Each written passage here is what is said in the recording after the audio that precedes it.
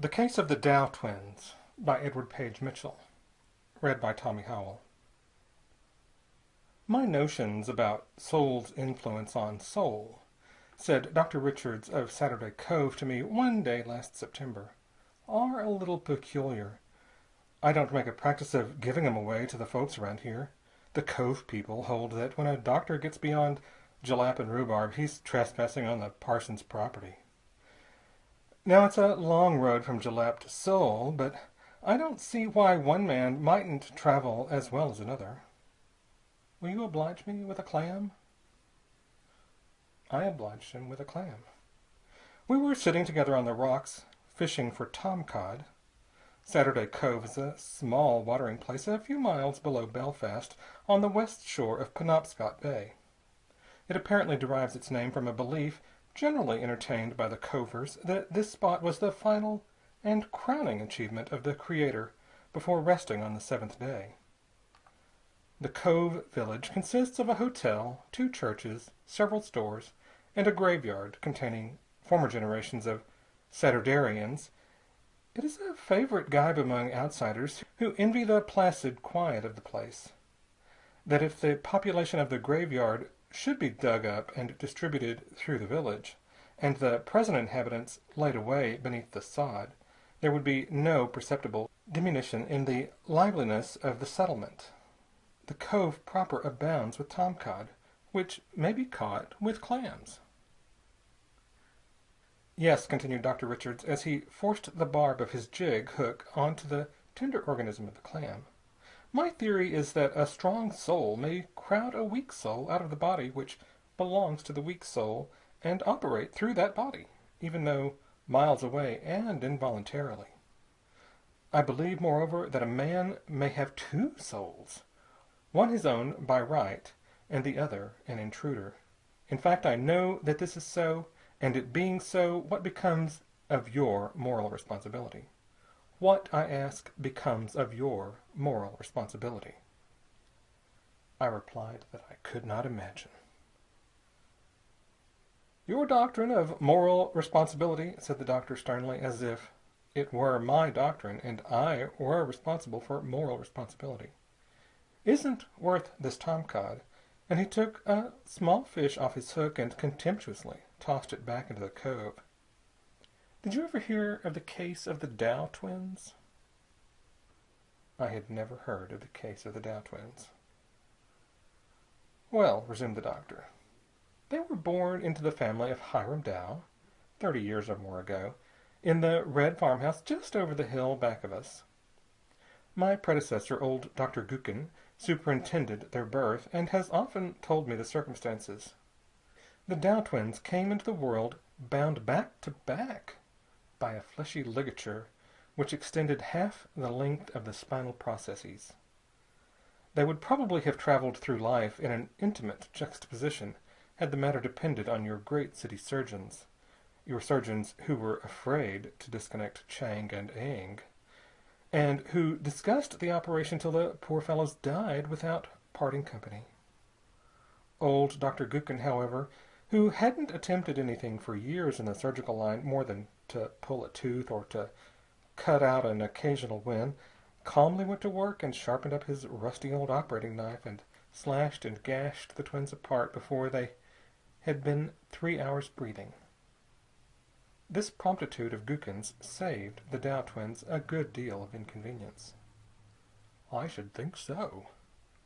And yet, said the doctor reflectively, perhaps it might have been better for 'em both if they hadn't been separated. Better for Jehiel, especially, since he wouldn't have been put in a false position. Then, on the other hand, my theory would have lacked the confirmation of an illustrative example. Do you want the story? By all means. Well, Jacob and Jehiel grew up healthy, strapping boys, like as 2 peas physically, but not mentally and morally. Jehiel was all Dow, slow-witted, melancholy inclined, and disposed to respect the 10 Commandments. Jake, he had his mother's get up and get. She was a fox of Fox Island, and was into mischief from the time he was tall enough to poke burdock burrs down his grandmother's back. Dr. Gookin watched the development of the twins with great interest. He used to say there was an invisible nerve telegraph between Jacob and Jehiel. Jehiel seemed to sense whenever Jacob was up to any of his pranks. One night, for instance, when Jake was off robbing a hen roost, Jehiel sat up in bed in his sleep and crowed like a frightened cock until the whole family was aroused. I came here and opened my office about 10 years ago. At that time, Jehiel had grown into a steady, tolerably industrious young man, prominent in the Congregational Church, and so sober and decorous that the village people had trusted him with the driving of the town hearse. When I first knew him, he was courting a young woman by the name of Giles, who lived about 7 miles out in the country. Jehiel was a tin-knocker by trade, and a more pious, respectable, reliable tin-knocker you never saw. Jake had turned out very differently. By the time he was 21, he had made Saturday Cove too hot to hold him, and everybody, including his twin Jehiel, was glad when he enlisted in a Maine regiment. I never saw Jake in my life, for I came here after he had departed. But I had a pretty good notion of what a reckless, loud-mouthed, harum-scarum reprobate he must have been. After the war, he drifted into the western country, and we heard of him occasionally, first as a steamboat runner at St. Louis, then in jail at Jefferson for swindling a blind Dutchman, then as a gambler and rough in Cheyenne, and finally as a deadbeat in Frisco. You could tell pretty well when Jake was in deviltry by watching the actions of Jehiel. At such times Jehiel was restless, knocked tin with an uneasy impatience that wasn't natural with him, was as solemn and glum as an undertaker. He was impatient and short to the people of Saturday Cove, and evidently had to struggle hard to be good. It seemed as if Dr. Gookin's knife had severed the physical bond, but not the mental one. The strangest thing of all was in regard to Jehiel's attentions to that young woman named Giles. She was a sober, demure, church-going person, whom Jacob had never been able to interest, but who, as everybody said, would make an excellent helpmate for Jehiel. He seemed to care a good deal for her in his steady, slow way, and made a point twice a week of driving over to bring her to prayer meeting at the Cove. But when one of his odd spells was on him, he forsook her altogether, and weeks would go by to her great distress without his appearing at the Giles gate. As Jake went from bad to worse, these periods of indifference became more frequent and prolonged, and occasioned to the young woman named Giles much misery and a good many tears. One fine afternoon in the summer of 1871, Jacob Dow, as we afterward learned, was shot through the heart by a Mexican in a drunken row at San Diego. He sprang high into the air and fell upon his face, and when they laid him away, a good Catholic priest said Mass for the repose of his soul. That same afternoon, as it happened, old Dr. Gookin was to have been buried in yonder graveyard. He had died a day or two before, at an extreme age, but in the full possession of his faculties, and one of his last remarks he made was to express regret that he would be unable to follow the career of the Dow twins any further. It became Jehiel's melancholy duty to harness up his hearse on account of old Dr. Gookin's funeral, and as he dusted the plumes and polished the ebony panels of the vehicle, his thoughts naturally recurred to the great service which that excellent physician had rendered him in early youth. Then he thought of his twin brother Jacob, and wondered where he was and how he prospered. Then his eyes wandered over the hearse, and he felt a dull pride in its creditable appearance. It looked so bright and shiny in the sun that he resolved, as it wanted a couple of hours of the time appointed for the funeral, to drive it over to the Giles farm and fetch his sweetheart to the village on the box with him. The young woman named Giles had frequently ridden with Jehiel on the hearse, her demure features and sober apparel detracting nothing from the respectable solemnity of the equipage. Jehiel drew up in state to the door of his betrothed, and she, not at all reluctant to enjoy the mild excitement of a funeral, mounted to the box and settled herself comfortably beside him. Then they started for Saturday Cove, and jogged along on the hearse, discoursing affectionately as they went. Miss Giles affirms that it was at the third apple tree next to the stone wall of Hosea Getchell's orchard, just opposite the bars leading to Mr. Lord's private road, that a sudden and most extraordinary change came over Jehiel. He jumped, she says, high into the air and landed sprawling in the sandy road alongside the hearse, yelling so hideously that it was with difficulty that she held the frightened horses.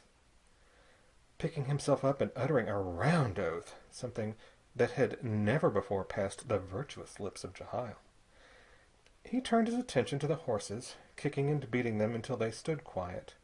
He next proceeded to cut and trim a willow switch at the roadside, and putting his decent silk hat down over one eye, and darting from the other a surly glance at the astonished Miss Giles, he climbed to his seat on the hearse. "Now," said she, "what does this mean?" "It means," he replied, giving the horses a vicious cut with his switch, "that I've been going slow these 30 year, and now I'm going to put a little ginger in my gait. G'lang!" The hearse horses jumped under the unaccustomed lash and broke into a gallop.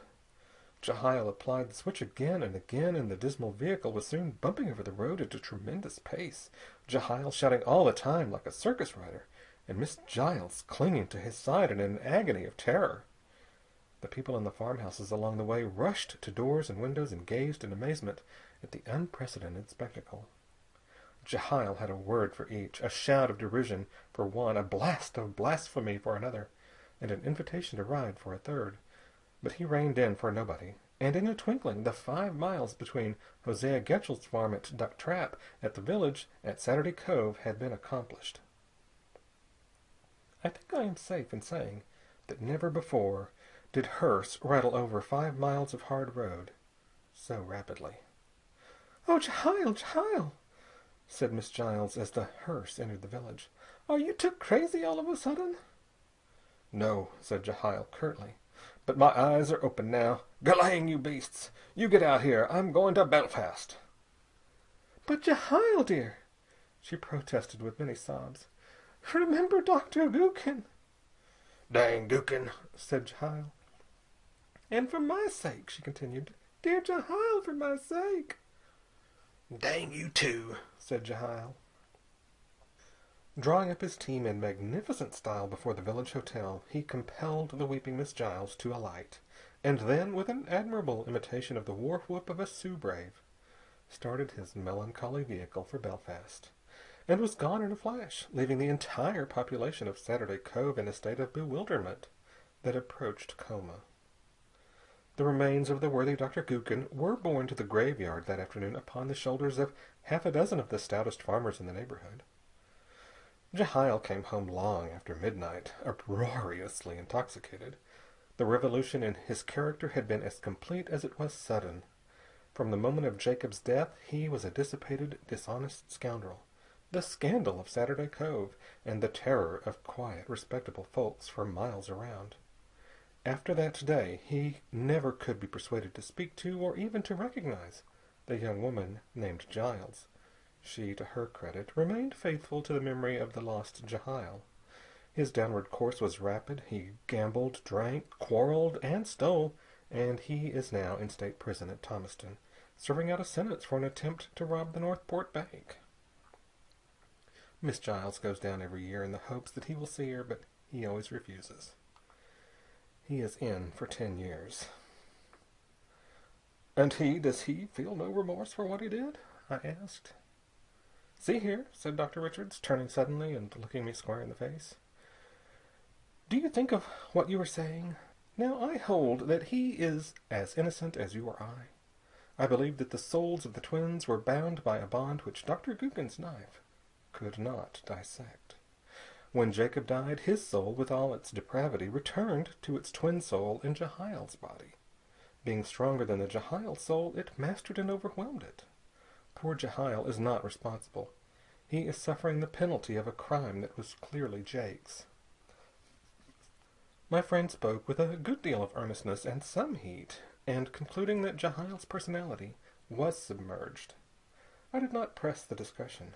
That evening, in conversation with the village clergyman, I remarked, "Strange case of the Dow twins." Ah, said the parson, you have heard the story. Which way did the doctor end it? Why, with Jehiel in jail, of course. What do you mean?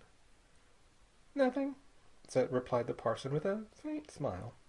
Sometimes, when he feels well disposed toward humanity, the doctor lets Jehiel's soul take possession of Jacob and reform him into a pious, respectable Christian. In his pessimistic moods, the story is just as you heard it. So this is one of his Jacob days. He should take a little vacation.